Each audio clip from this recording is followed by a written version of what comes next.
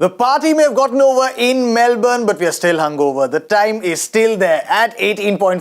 Virat Kohli hitting that 6 off Haris Rauf. But we got to move on because India have moved on to their second encounter. India take on the Netherlands in Group 2 in Sydney. We'll build up to that encounter. Talk about it all. This is Cricbuzz Live. My name is Tanay Tiwari. With me, Zaheer Khan, Simon Doull. Gentlemen, welcome. And Zach, we're still hungover, but we got to move on because this T20 World Cup games come thick and fast. Absolutely. You talk about the momentum. It's about now carrying that momentum forward. It's about getting everyone a game time and also get them in form. You know, you want to peak at the right time. So it was great to get those 2 points, but now it's time to focus on how to get better, how to get people in form, how to get things going for you. So when the crunch time comes, I'm just saying that because, pretty much that you are expecting India to now have an easy run to go to the semis. So for that, you got to just focus on processes and keep ticking those boxes and keep getting better. Yeah. Dooley is joining us from Melbourne. And Dooley, is time moving in Melbourne or is it still stuck at 18.5 from that Haris Rauf over? Still standing still. Pretty much. Look, the weather's been intermittent. As soon as that game finished, we had a problem last night with England and Ireland. We had New Zealand's game washed out. It's been a little bit worrying, I think, throughout the tournament, the early stages of the tournament perfectly. And I just hope that it doesn't come to the part where weather plays sort of a role in who qualifies and who doesn't. You kind of want games to go ahead. And you want games to be won or lost by the teams on the park rather than by the weather. So let's hope that it improves through Sydney and Melbourne. If you're out west at the moment, I think you're almost in a better place. Yeah. And that sort of seems to be Pakistan. They have 2 games in Perth, and it's sort of almost a better place to be at the moment. So Sydney, Melbourne are looking a little bit dodgy. Let's hope that it doesn't play a part. Yeah, that's right. That's right. And Zach, that is also because of the quality of cricket we've seen so far in this tournament. I mean, so many games, they've been so tightly contested. It's been a good battle between bat and ball. And you don't want to see those opportunities squandered for any team because of weather. Yeah, as a team, win or lose, you got to go out there, you got to play a game of cricket and then let the game decide. When weather plays a spoil sport, then it's kind of, you feel dejected as well. All the hard work and all the planning which you do for a tournament, you don't want weather to take it away from you. So keeping that in mind, yes, you want the weather to stay intact, and the weather is good for cricket. Then you'll see some good games as well. Yeah. That's something which you've seen. It was good to see in the tournament, thanks to the weather, that the bowlers had an edge. So that is something which was good to see. You want to have that even contest as Absolutely. Well. So weather should be just enough to provide that kind of entertainment for everyone rather than not having a game at all. Well, it took 1.5 billion prayers to let that weather go away from Melbourne on Sunday. Yeah, it was that intense. But the news from the centre in Sydney is that India won the toss and they've opted to bat first in Sydney. Now, Simon, we saw the conditions in that game between South Africa and Bangladesh. Conditions seem pitch perfect to bat. Riley Russo's putting up a show. Yeah, I think that's the case, isn't it? You want to, anytime that the weather or the forecast doesn't dictate that you should bowl first because Duckworth Lewis Stern comes into play, you just bat and you put runs on the board. And I think that's the way that most sides should look at this tournament. It's not like the UAE where we saw so much time dictated by the side batting second and the dew taking part.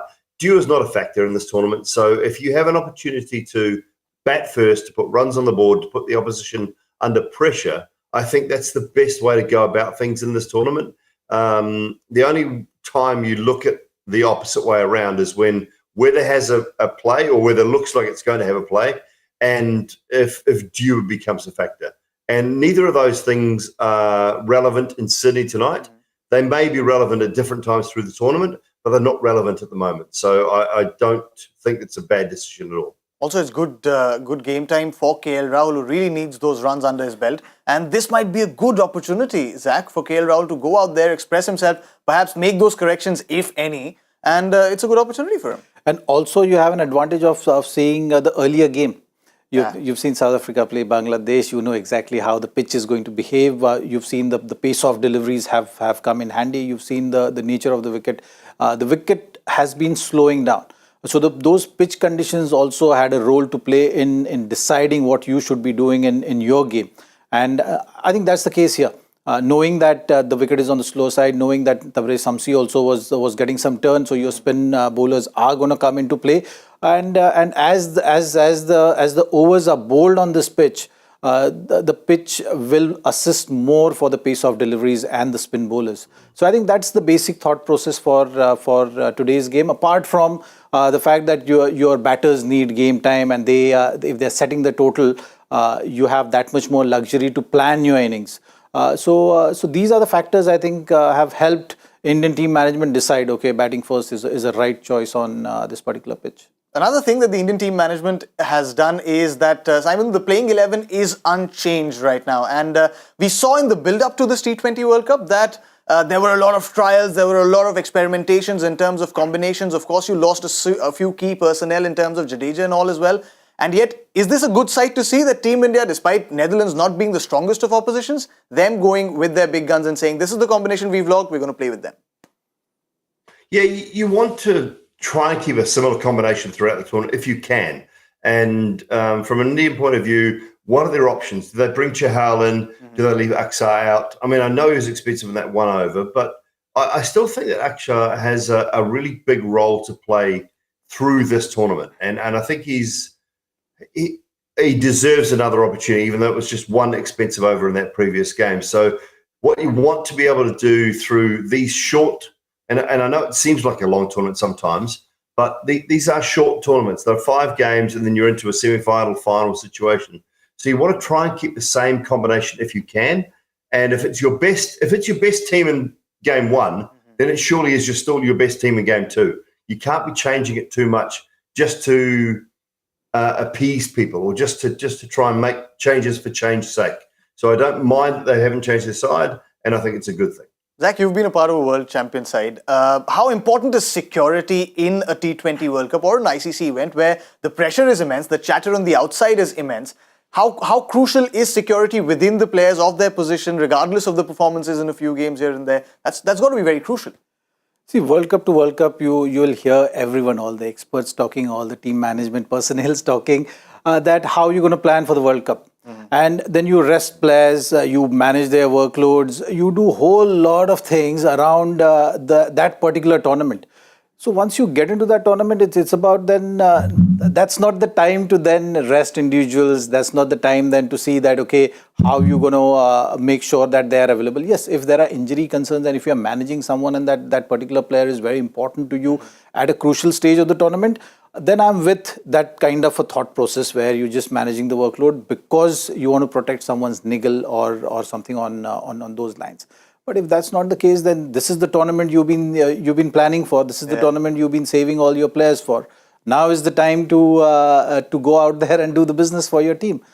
So I think it's a good thought process that you are playing your best team, no matter which opposition you're playing, because you're also looking at the crucial game, those knockout games. You want the roles clearly defined, and you want your personnel to be in the best of the forms and the best of the mindsets when you go out to play that crucial game. That's true. And it's a more crucial game for the Netherlands. I mean, all the captain Scott Edwards, then we saw that tweet from O'Dowd as well.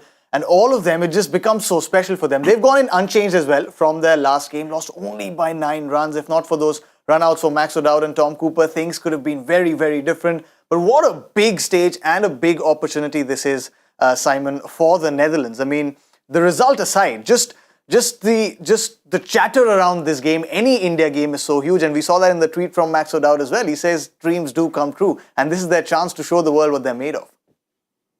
Yeah, and this is the thing for all these nations, that they don't get the... I felt sorry for Afghanistan last night. They had an opportunity to play at the MCG for the first time ever.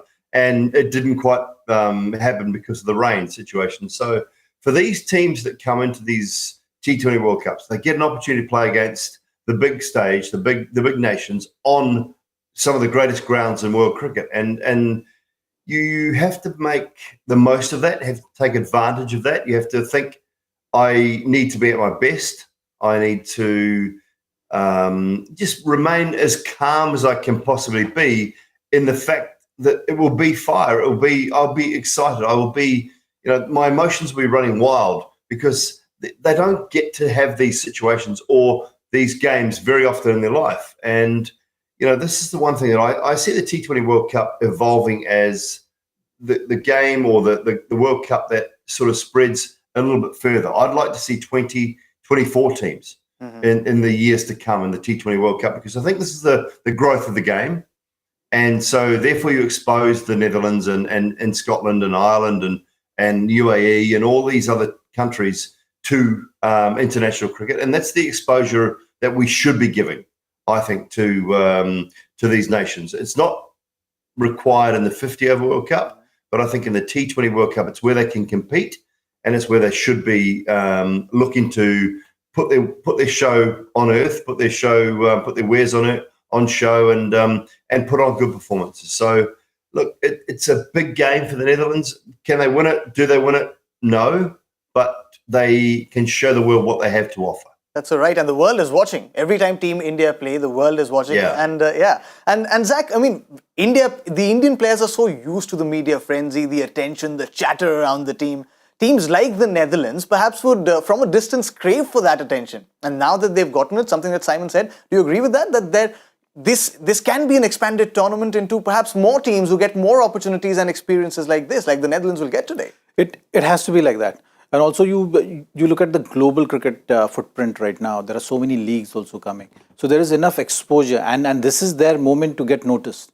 You've seen players getting noticed and then them getting opportunities, and eventually then it's going to help their team get better. So it's the process of getting better. It's a process of competing at the highest level. So this is the highest level for them. And also when you are judging some team, you look at these cues as well, that how they are approaching the games. You spoke about the media frenzy around the Indian team. They are used to that. But for Netherlands, is it going to be intimidating? Are you going to get overwhelmed? What kind of approach you're going to have it on the field? Are you going to play the names, or are you just going to play the game? So these are the things which matter the most, and these are the experiences which they will take back. It's not about how they go on about doing their business. It's about what they learn and how quickly they learn from these kind of experiences. So that's their journey for sure. And fortunately or unfortunately, though, they don't have these kind of moments often during the season. So this is the short window, and that's why you don't want weather to play a spoil sport as well. You want these opportunities to go their way, and for them to learn from these matches, and then expand their horizon to different leagues in different parts of the world, which is going on. So I look at these games from this lens. And you still expect that upset which you were talking about yesterday. Don't, Zach, don't. So, no, but you got to keep these things in mind. You can't take these teams lightly, and especially in this format, because the margins are so small. So 2-3 bad overs, you losing a wicket, can set a panic. So the talks also leading up to these games usually are on these lines, that it's not about the opposition you are playing. You still have to go out there, play a game of cricket, and do the processes which is going to win you a game of cricket. Something that happened the first time India and Netherlands played against each other. You were a part of that game. India batted first, and the bowlers were well on their mark. 204 is all India could manage. 48.5 overs. Tim Daly, the father of Bas Daly, was the player of the match despite Netherlands losing that game. Did they catch you by surprise in that game? With their bowling effort? Well, I mean, you look at the scorecard and you'll see, oh, that was a close game. Yeah. So we were in a position where we had to really play out of our skin to make sure that we don't lose. Because 204 you're talking about in 50 overs is not a big ask. Yeah. Even in those days. In those days also, that you stitch two partnerships and you can get to 204. So it wasn't an easy task to defend that total. There was a decent start from them as well. Yes, I think I remember we got the first wicket early. The game was played in Pal. We won the toss. We batted first, but the wicket was little too paced, and that's something which didn't allow us to score freely on that ground, and we ended up at 204, and that could have set that panic which we were talking about if there were two partnerships. We had to really stuck to our processes, dig deep, and make sure that we win that game. Today as well, Simon, Indian batters will have their task cut out because this Netherlands bowling attack has a lot of variety in it. What would their wish list look like? What would the Indian batting unit's wish list look like now today batting first? Because it may have been a win in the last game, but it wasn't a perfect game for them. No, it wasn't. Look, they want a good start from the openers. They want KL and Rohit to get some form, get underway, maybe put sort of 60, 70, 80 on the board. The thing about this Dutch attack is that they do play first-class cricket. They play a lot of cricket in India. They've got some very good bowlers. Paul van Meekeren is very good. Fred Klaassen. Basteleda, I think, is an exceptional all-round talent. So you think about what they have. They do have some very good options with the ball. It's just about India getting it right from their point of view. They can't worry about what the Netherlands have to offer. They have to worry about themselves and what do they want to get out of this game. What do they get? What suits them best out of this game, and that would be Rohit and KL getting some runs under the board. Probably Surya getting some runs as well. I know he's a key player to this, but after what happened the other day, you saw Virat get runs, and that was a great thing from an Indian point of view. But KL, Rohit, and Surya probably need an innings, and if they can get that tonight, just stamp their authority a little bit more on the tournament. That's kind of what they'll be looking for with the bat. Just gets the confidence going, doesn't it, Zach? I mean, especially for KL Rahul and Rohit Sharma both. It seemed like they were a little circumspect against Pakistan, and because they didn't have that hit out there in the middle, they'd really want some runs, as Simon mentioned, under their belt, get that bat on the ball, and just get things going. Yeah, because not the same individuals are going to do the job for you every time they step out on the field. That has been the history of the game, isn't it? Like you have averages. You have every time you talk about the game, you talk about the averages. You talk about batting average, bowling average.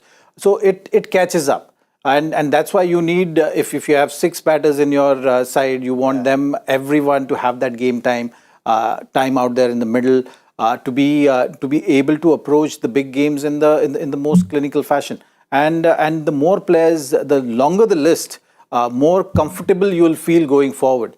So from that point of view, it's very important that as you play more and more matches in this tournament, each and every individual everyone individually has that ability to be a match winner, right? But you need that assurance from them, and I think these matches are going to be just about making sure that each and every individual in that playing 11 gets that game time, has that confidence leading up to when it matters the most. Yeah, and in the first game of the day as well, Simon, South Africa, Bangladesh, we saw the pitch and it seems very conducive to the style of cricket both Rohit Sharma and KL Rahul play. Yeah, absolutely. I mean, start well, you'll pick up runs. Riley Rousseau has been brilliant. Look, it's a tough situation for South Africa, what they do, who they leave out, who they bring in. I don't know whether they've got their combination just right yet, but they still put on a very good score. So it's a good pitch, it's a good batting surface, and it's one that's full of runs. So it should give all batters confidence. And it's one of these games from an Indian point of view at the top of the order that you want to make the most of. You think this is an opportunity to get 80, 90, 100 even. You could target a T20 100 in these games, and you wouldn't be out of order looking for that. So it's one of those games where it doesn't happen very often, but you have an opportunity to pick up 100. Yeah. Riley Rousseau would be wishing that doesn't happen because he's scored a spectacular century and he'd not want any shine, any limelight away from that. But Indian fans would hope that both KL Rahul and Rohit Sharma, at least one of them gets to a century. Both of them get to it, well, he might be in for some record-breaking scores. But if we have a look at that playing 11 again, the one more thing that stood out in the last game, Zach, was that one name, Hardik Pandya. In the post-game interview as well to the BCCI, with him and Virat chatting to each other, and he kept saying, and there seemed to be such immense maturity in Hardik Pandya. He said that I would have taken a bullet for you, but I knew not me, but you were the guy who could finish it for Team India, which is why I was doing everything to make your life comfortable. And that is immense maturity, because as players, as just individuals, it's a big stage. You know you have the ability, you can finish it. So Hardik Pandya showed a lot of maturity in that regard. And you need two batters out there, isn't it? When you're stitching that partnership, and the contribution of Hardik, you can't take it away. Not just with the bat, with the ball as well in that particular game. When Pakistan were at a crucial junction in their batting innings, they might have ended up scoring 20 runs more. Yeah.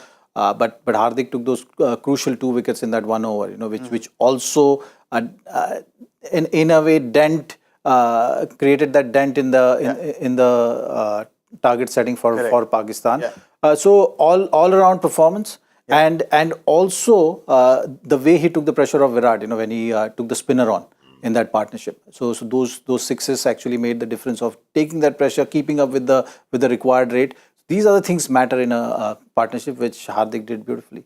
So then, India batting first. We'll take the predictions, but before that, let's have a look at the joy factor question. What has Joy Das sent us today? What question is it? 2 international cricketers who share the same name made their debuts 3 months apart and played just a single test, each in the late 90s for the same team. Name them. Oh, this is a tough one. Hashtag Cricbuzz Live is where you send in your answers. Before we go, India batting first. Simon, Zach, what are they scoring? Simon, how many at the end of 20? Netherlands, India. I'm thinking probably 200. If South Africa can get 200 in the earlier game, I'm going to say 218. 218. All right. Zach, how about you? I'll stick to the round figure, 200. All right. You guys have not left me any room only. Yeah? I'll say 225. I'll say India scored 225. Oh. Yeah. I'm going even higher. You only predicted a century, Michael. So Simon, I'm sorry. So you never know. All right then. That's all the time we have on Cricbuzz Live. We'll come back at the end of 10 overs with Cricbuzz Combox. Big thanks to Simon Doull. Big thanks to Zaheer Khan. Thank you to all of you as well. We'll see you super soon.